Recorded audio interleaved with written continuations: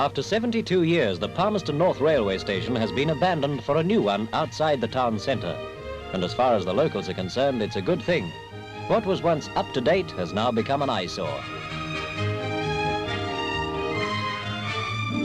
With the main trunk line running straight down a busy street, the trains have caused air pollution and traffic congestion, and the 14 street crossings have made the city highly accident-prone.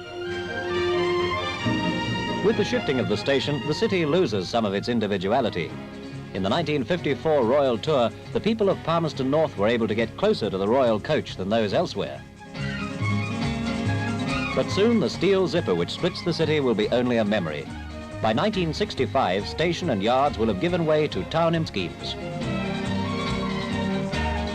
Situated on the recent Milson deviation skirting the city, the new station sets a standard for new railway buildings.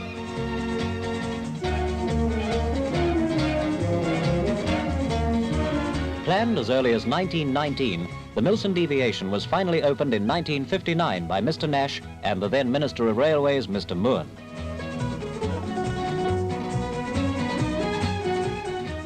Today, the second step is marked by the opening of the new station.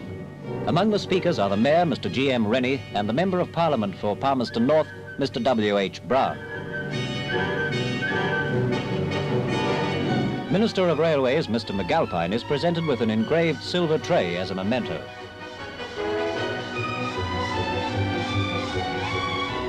"2,000 people attend to hear Mr. McAlpine officially declare the station open.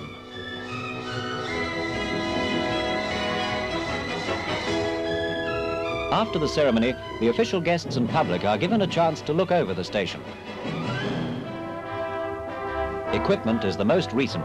In the railway control room, one man can plot the movements of trains for long distances on each side of Palmerston.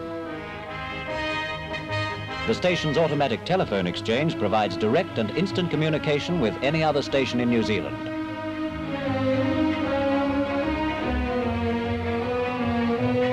For the passengers on one of the first rail cars through, there's an attractive new cafeteria. Clean and shiny, the station should remain that way, for only diesels will pull up at the platform. 68 trains each day will make this a busy centre.